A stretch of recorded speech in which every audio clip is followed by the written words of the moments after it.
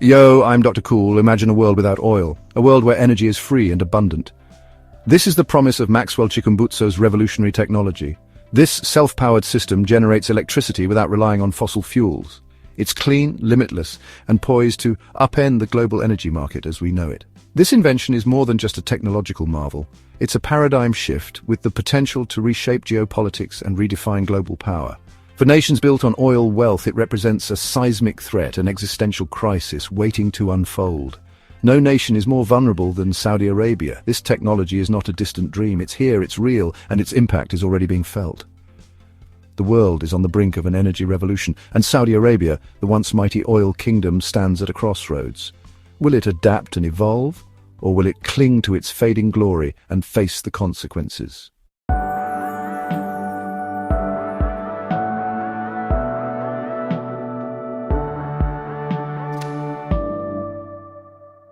The President, Comrade Emerson Dambudzo Mnangagwa, is soon to launch 2 cars and a motorbike made by a Zimbabwean inventor, Maxwell Chikumbutso. Chikumbutso, a 44-year-old man, a resident of Dziwaresekwa in Harare, dropped from school when he was in Form 2 due to financial constraints. He started his journey of making gadgets in the late 1990s, making a radio transmitter, digital navigator, turbine engine using scrap metal. And in 2009, he began his journey into green energy. Hear him explain it to the President, Comrade Emerson Dambudzo Mnangagwa at State House. No fuel, nothing. Nothing, no fuel. First in the world. The first in the world. Gets its power from the sky. Yeah, from the radio frequency. This will not happen in Zimbabwe. Yes, we have done it in Zimbabwe. Can you explain? Yeah. So the vehicle is powered with what we call a microsonic energy device. That is the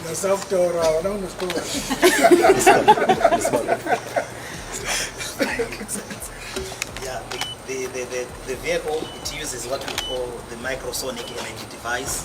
The microsonic energy device, it is the device that I personally invented in 2009, which harness radio frequencies, converted it into energy.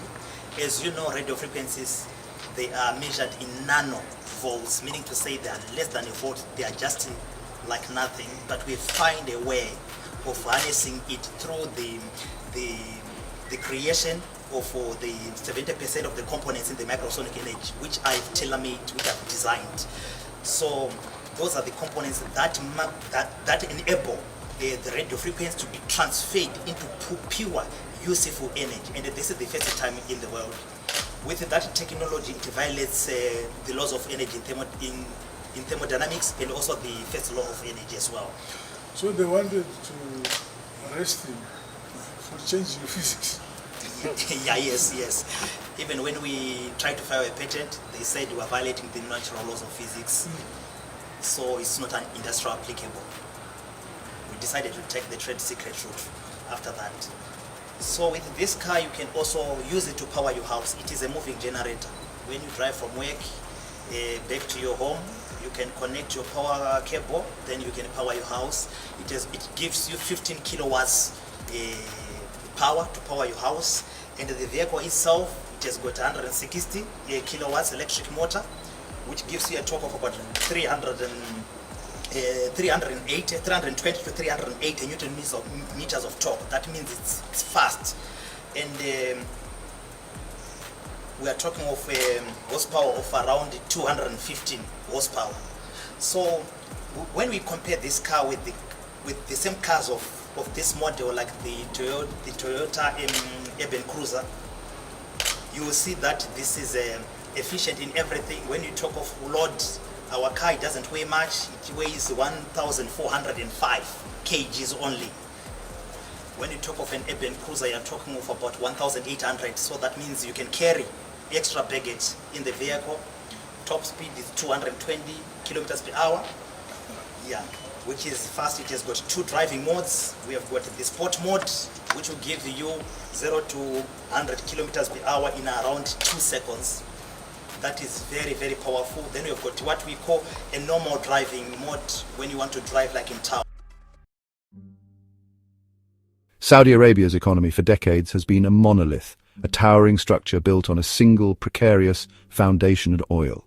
The black gold fueled the nation's rise, funding its lavish projects, sustaining its population, and cementing its position on the world stage. But what happens when the foundation crumbles?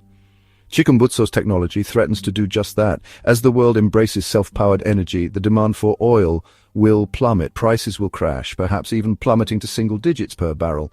The impact on Saudi Arabia would be catastrophic. The kingdom's vast oil reserves, once its greatest asset, would become a liability, a stark reminder of a bygone era. The economic engine that propelled Saudi Arabia for generations would grind to a halt. The consequences would be felt far and wide, rippling through every facet of Saudi society. The Saudi rial, long pegged to the US dollar, has been a symbol of stability and strength. But with oil revenues drying up, the peg would become untenable. The rial would plummet in value, triggering a currency crisis of unprecedented proportions. Inflation would skyrocket, eroding the purchasing power of ordinary Saudis. The cost of living would soar, making basic necessities unaffordable for many. The social contract, the unspoken agreement between the ruling elite and the populace, would be strained to its breaking point. Foreign investors, once eager to pour money into the kingdom, would flee, fearing the instability and uncertainty. The Saudi stock market would crash, wiping out billions of dollars in wealth. The economic earthquake would be felt far beyond the kingdom's borders, sending shockwaves through the global financial system. The once bustling oil fields, the lifeblood of the Saudi economy, would fall silent. The towering oil rigs, symbols of the nation's wealth and power, would stand idle, rusting hulks in the desert sand. The sprawling industrial complexes that process and refine crude oil would become ghost towns. The ambitious megaprojects like Neom, the futuristic city planned for the kingdom's northwest, would be abandoned. Half-finished monuments to a future that never arrived. The billions of dollars invested in these ventures would vanish, leaving behind a legacy of debt and disappointment. The economic downturn would trigger a mass exodus of foreign workers who make up a significant portion of the Saudi workforce. The departure of these skilled laborers would further cripple the economy, leaving a void that would be difficult to fill. As Saudi Arabia grapples with its decline, a new power would rise on the global stage. Africa, the continent long plagued by energy poverty, would find liberation in Chikumbutso's technology.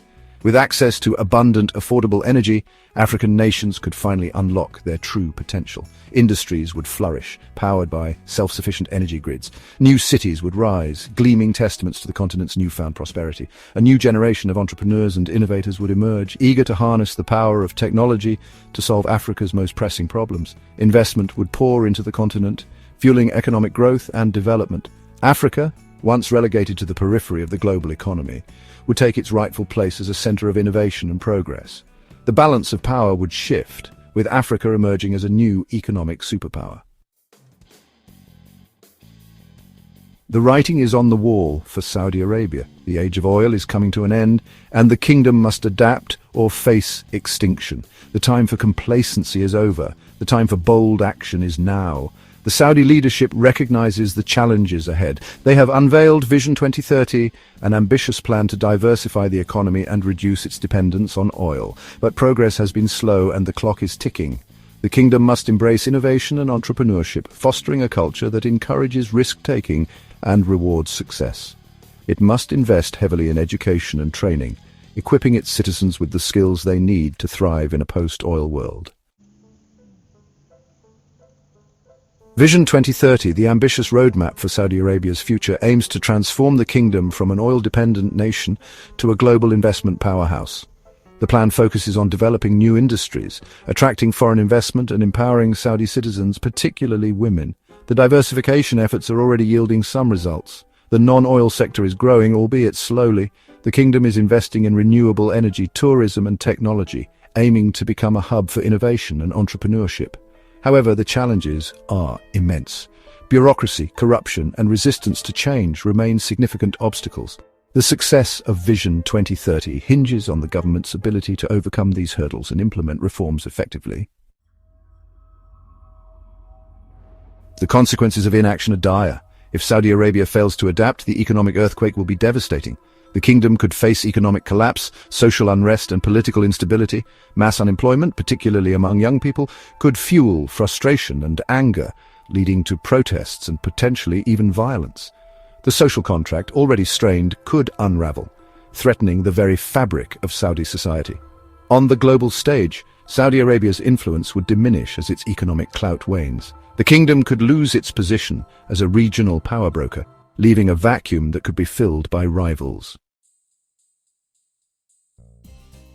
The world is on the cusp of a new era, an era defined by clean, abundant energy and the decline of fossil fuels. The rise of self-powered technology has the potential to reshape the global order, creating winners and losers along the way. Saudi Arabia, once a titan of the oil age, faces an existential choice. Will it adapt and thrive in this new world, or will it cling to the past and face the consequences? The future of the kingdom hangs in the balance. The choices made today will determine the fate of generations to come. The world is watching, waiting to see if Saudi Arabia can navigate this unprecedented challenge and emerge stronger on the other side.